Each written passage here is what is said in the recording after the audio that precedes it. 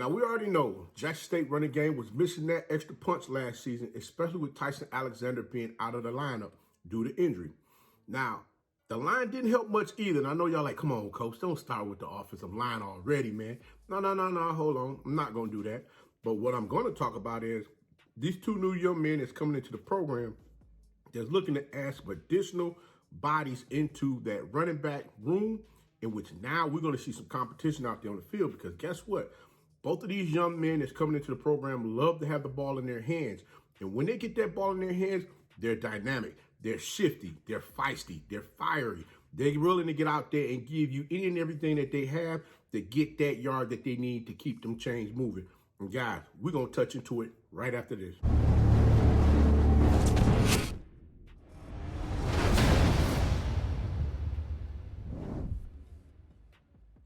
It's your favorite coach back at it again. 10 toes down, about to tell you how it all went down. This is Tomorrow League Sports Network with your host, Coach Walker. If you're new to the channel, please like, share, subscribe, hit that notification bell so you get all upcoming videos.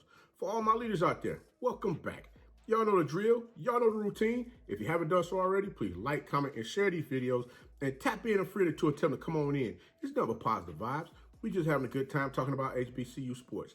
And don't forget, you can follow us on all social media platforms. The links are listed down below in the description. So without further ado, we're going to go ahead and tap on in this thing, because JSU Tiger fans was looking for a glimpse of a running game from the Jackson State Tigers football team last season, just to show up at some point in time during the game to keep those chains moving, especially when they needed to milk that clock to make sure that they were able to solidify that win against opposing teams instead of having to continue to keep putting the ball up in the air and putting QB1 Shedeur Sanders in harm's way of possibly getting hurt, trying to, drop back to throw another pass to a receiver out there on the field. But I'm going to tell you this right now.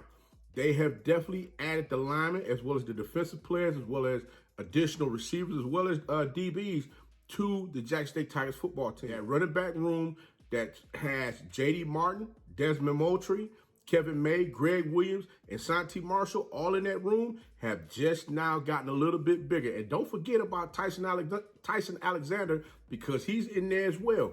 That running back room has definitely gotten a little bit bigger, adding 2 more seats into it. And the first running back that we're going to talk about is none other than Chris Smith, who is 5'10", 190 pounds, who plays high school football at Brother Martin High School in New Orleans, Louisiana. Now, he played running back and slot back position at the high school during that time.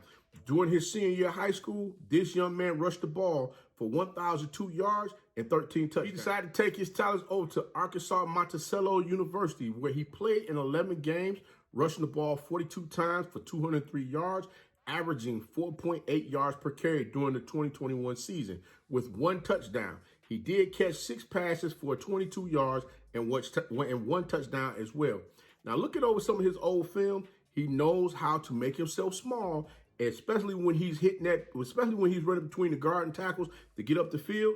He knows how to hit those creases to where it's making it a little bit more difficult for defenders to put a hand on him to try and tackle him and bring him down, to keep him from getting to where he's trying to go.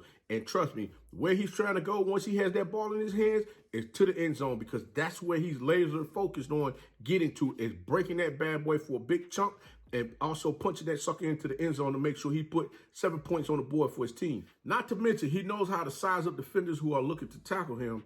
And the fakes that he used on defenders, keeping them off balance when he's running that ball, man, it's kind of hard for defenders to try and tackle him. It's almost like he's breaking their ankles while they're trying to reach out for him. Like, oh, they falling out the way. And he just cut that bad boy the opposite direction and just taking it on up the field, just going ahead, scoring another touchdown on them again. And that's one thing that I look forward to seeing in the Jackson State Tigers offensive line, is open up those creases for all of the running backs to be able to run the ball in some capacity this upcoming football season. Another thing is, this young man definitely, he can catch the ball as well. So we're going to see how things work out with him from running the ball as well as catching the ball in the slot position, because you got to remember, he definitely played both of those positions while in high school. Now, more so in college, he was running the ball straight downhill. He was breaking plays and doing all of the necessary things that they were asking for him to do over at Arkansas-Monticello University. The next young man that we're going to talk about is Sy'veon Wilkerson, who played his high school football at Our Lady of Good Counsel. Wilkerson was the second leading rusher in the MEAC this past 2021 football season. in which he rushed the ball 220 times for 848 yards, 8 touchdowns, averaging 3.9 yards per carry, along with catching 4 passes for 24 yards. During the spring season of 2021, Wilkerson ran the ball 52 times for 282 yards, averaging 5 yards per carry, and was Delaware State's leading rusher for the team. Now, he also scored 2 touchdowns to go along with the 2 receptions that he caught for 14 yards. Young man's vision on the field is special because coming downhill, he has bad intentions, especially when defenders are thinking that they're going to size him up to make a tackle. 9 times out of 10, he's so shifty, he might shift one way, he might shift to the left or to the right. Having you think that you got him sized up and just for him to go ahead and lower that shoulder and run straight through you.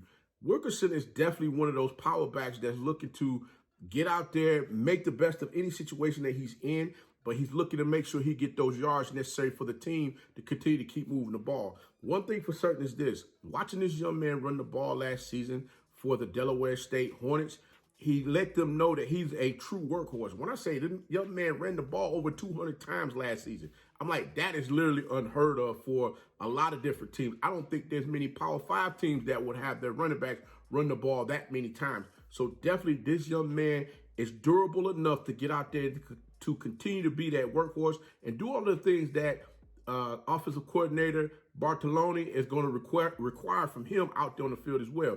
Like I said, if you didn't catch that first interview that I did with him last year, he spoke about who his favorite running back was, which was Walter Sweetness Payton, in which now he's going to be playing in the house that Walter built because that was a dream of his, and this is a dream that's definitely ready to come true. Seeing these 2 weapons get out there on the field, especially both of these shifty running backs, is going to be something special to watch because now teams got to prepare for not only the receivers that's out there on the field as well as QB1 Shedeur Sanders. Now they got to really prepare for those running backs as well, trying to figure out exactly how they're going to fit into the scheme of things of what offensive coordinator Bartoloni is going to be running this upcoming fall season. They're looking to show and prove that, hey, last year, them not being able to run the ball was just something that they were working up towards this year. Because now, from what everybody is talking about, they have all the necessary pieces for them to get out there and do exactly that. One thing for certain is this: you must have a running game in order for the passing game to open up.